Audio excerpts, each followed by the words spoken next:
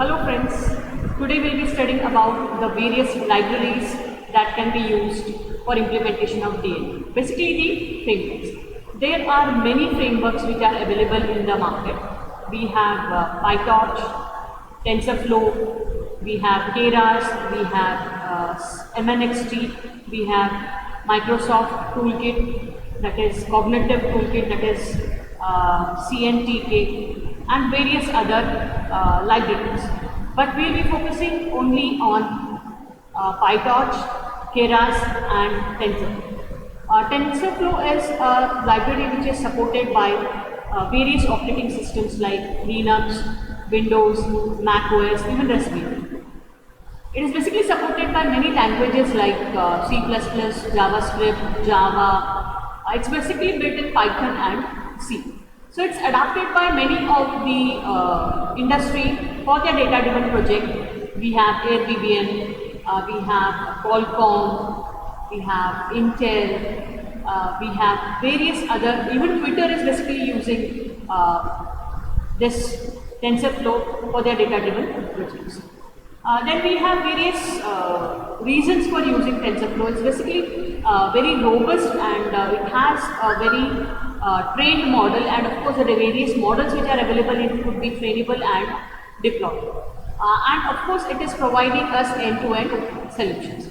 There are major reasons one can list for the usage of Tensor. Of course, TensorFlow is based on Python and is a very making a lot of usage of Python. And of course, PyTorch is another library which will be focusing. PyTorch is basically developed by Facebook team and uses a lot of Pythonic PDFs. Basically focuses more on usage of Python for their data-driven applications. And then we have Keras. Keras is also providing end-to-end solutions and of course is very popular and used by many of the industries.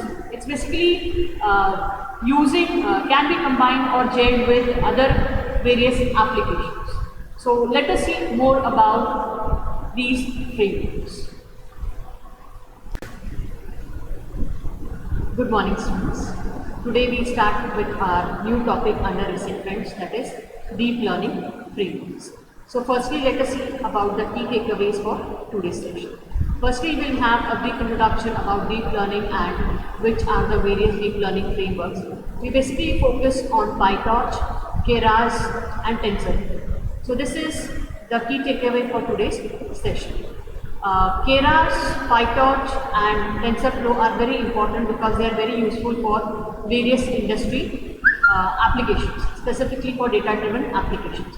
It provides an end-to-end solution and it is basically supporting various operating systems like Windows, Mac OS, Raspberry and various other operating systems. The intention of focusing on TensorFlow is basically it is supported by various industries like you have Qualcomm, then you have Coca-Cola, then you have AirVPN, Intel. So these are the industries which are basically using TensorFlow for their data-driven applications. It is very robust also because it has various trained models. It can be trainable and deployable in various language support, like you have basically Python and C are the main languages supported and it is built in that, and also it has support for C++, Java, JavaScript and various languages like even R. So let us see more about deep learning and the frameworks today. So firstly, what is deep learning? So it's basically a computer software, as we discussed in the last class, that basically mimics the network of neurons in a brain. So our brain has a lot of neurons and there is a connection between the neurons, and this connection activates whenever you want to take up any specific decision. And they are basically the intellectual level of a specific person. The more the neurons, the more a person is intelligent. Of course, it needs to be applied. So it's basically deep learning is a subset of machine learning and it's called deep learning because it makes use of deep neural networks, which in short is termed as DNN. So the frameworks we focus in today's session is going to be about TensorFlow, PyTorch and Keras. So these are important frameworks, we have to limit to some domain and area because there are various frameworks available. We have to stick to a few of them.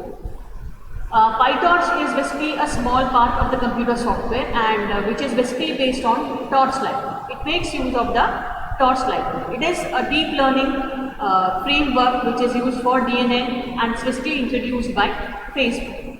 PyTorch is a machine learning library for Python programming language and can be used for various applications, specifically focusing on NLP, that is natural language processing.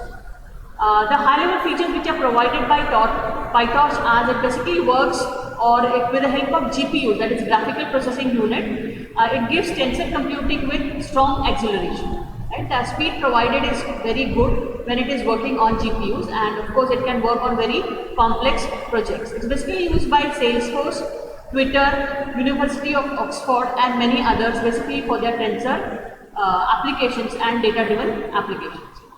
PyTorch was basically developed to provide high flexibility and speed during implementation, and they are basically used to build the deep learning neural network. This is PyTorch is completely Pythonic, that is using widely adopted Python EDMs, and rather than writing Java and C++ code, right? So you focus more on writing the Python code. So it can be quickly built and build a neural network model more successfully.